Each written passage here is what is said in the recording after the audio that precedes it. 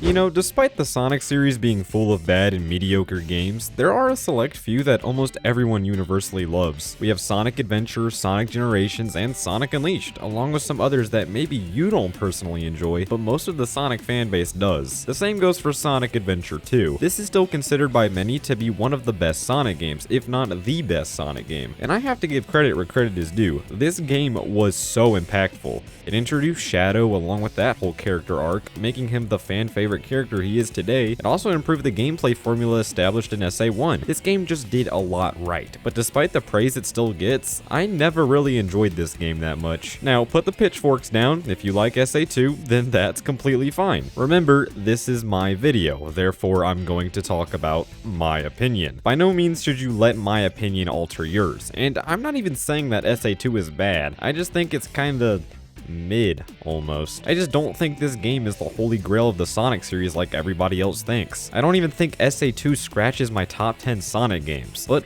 why is that? Why do I not like this game that much? Well, buckle in.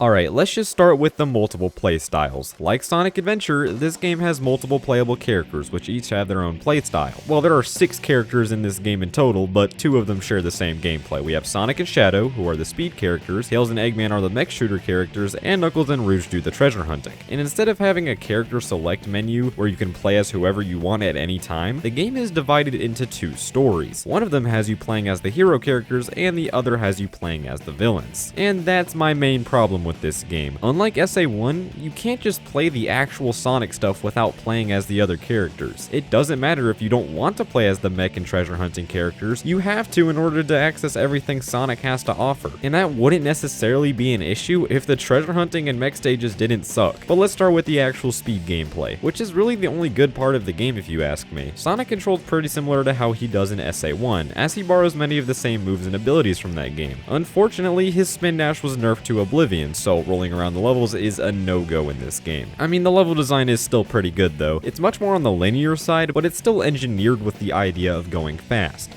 For the most part. Something I really don't like about the speed stages is the use of many pace-breaking and uninteresting stage-specific gimmicks that just ruin the flow of the game. It's fine having a cool stage gimmick now and again, but when one of the final levels of the game has a stupid gravity switching mechanic throughout the level that messes with your head, then no, that's not good for a Sonic game. Granted, the gimmicks aren't saturated to the point of ruining the level design for the entire game, but they're still noticeable to the point where we're playing through levels with puzzle-solving mechanics that break the pace of the game. SA1 did have many of the same issues, but at least that game didn't present any gimmicks that broke the pace of the game. If you ask me, Green Forest is the pinnacle of Sonic's gameplay in SA2. There's a sense of urgency due to the time limit, and even though the time limit is very forgiving, it's still there. This urgency causes you to go fast, and that's what this level has you doing throughout the whole thing. You gain a shitload of speed, and you have to platform nearly perfectly so you don't die. This is the design philosophy that I wish the entire game used.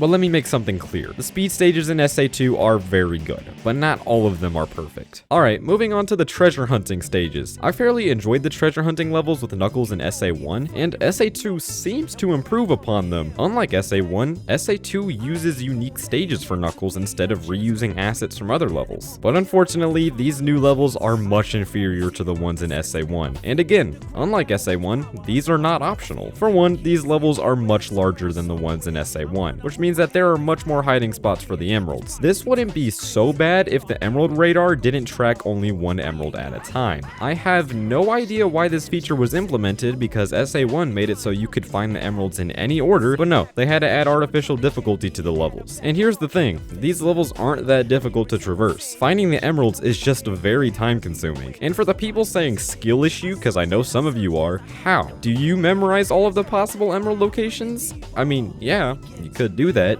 but why would I want to replay these levels to find the best route to complete them when they're not even fun in the first place? When I finish a treasure hunting stage, stage, I don't think, oh boy, that was fun, let's replay it to get a better time, because the levels are time consuming and generally boring to play. Knuckles controls fine enough. Gliding and climbing feels smooth, the upgrades it can get are fun to use, and the movement is also smooth, which again makes it easy to travel through the levels. It's just that when you're put into these massive levels that all have the same premise of flying around aimlessly until an emerald pops up on your radar, it's just mind-numbing almost. If you enjoy these levels, then more power to you, but they're just not what I want to play when I play a Sonic game. I want to play as Sonic, and these treasure hunting levels are one of the roadblocks blocking me from playing those fun levels. I think one thing they could have done to fix these levels was just add more variety. Make it so there's more objectives than just flying around collecting emeralds. Then these levels could be pretty fun actually. But that's only half of the story. We also have the mech stages with tails. These are like the gamma stages from SA1, but they're much slower and way more linear. Yeah, these are also not fun in the slightest. All you do is run through these hallways and hold down the square button, then let go when you have the enemies locked on. Rinse and repeat until you eventually reach the goal. There is also a sense of platforming mixed in there, but it's a rare occurrence to be platforming in these levels. It's sad because all they had to do to fix these levels was increase your speed and make the level design more open, so you can run around everywhere like Gamma and SA1. But unfortunately, these levels feel like a chore to complete. I understand the premise of the mech stages is to rack up a high score rather than speeding through them, which would be fine if this was optional side content. When I'm playing a Sonic game, I want to play as Sonic running through speed stages and going fast. I don't want to hold down a button to shoot up some robots for the entire level, because that's not what I want to play a Sonic game for. The extra characters were optional in SA1 for a reason. You could play everything Sonic had to offer without even starting another character's campaign, and that's the main reason why I think SA2 is not that good. It's a similar argument with Sonic Unleashed, where only 30% of that game is fun, as the other 70% is taken up by the slow and boring Werehog segments. People criticize that gameplay for being slow and time consuming.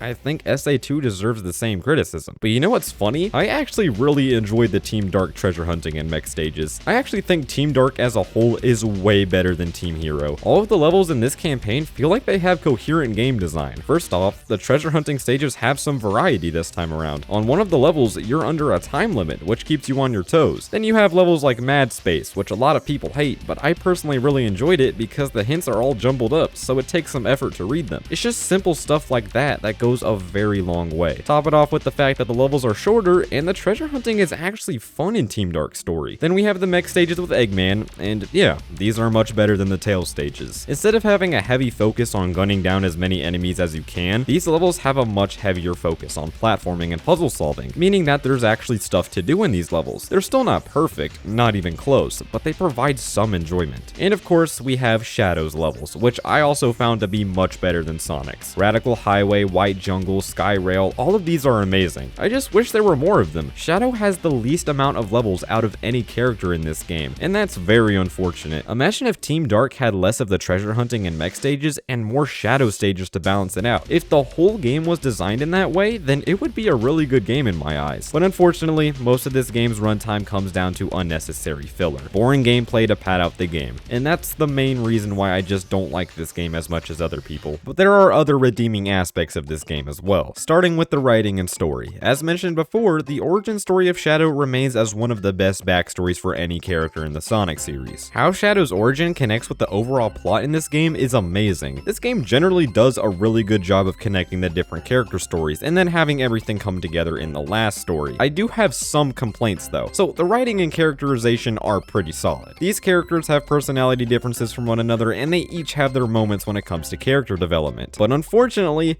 half the time you can't hear what anybody is saying because the audio mixing in the cutscenes is terrible. Thankfully, there are subtitles, but holy shit, this is hilarious. There would be a serious moment in the story made comedic because of the loud-ass music overpowering the characters' voices. The animation being god-awful also contributes to this. I know it was the early 2000s, so animation was not really a necessity for this game, but that doesn't get rid of the fact that this looks hilarious. The game also has boss fights every now and again, and most of them are pretty simple actually. Just mash the attack button and you win. At least that's how the rival fights go. The actual fully fledged boss fights require some thought. You know, you have to reveal the boss's weak point, then you gotta deal damage and rinse and repeat until he's dead. There are also some extra game modes as well, like racing and of course, the Chao Garden. This is the highlight of the game for most people, and I can see why. The Chao Garden was also present in SA1, but there's so much more you can do in SA2. There are several different competitions and minigames you can enter your Chao in. It's awesome. Honestly, I was never a fan of the Chao Garden, but I can see why people want it to return in a future Sonic game. It's just a great way to take a break from the main story. The game also has a few multiplayer modes, which I have honestly never played, so I got my bro Supercon to talk about them.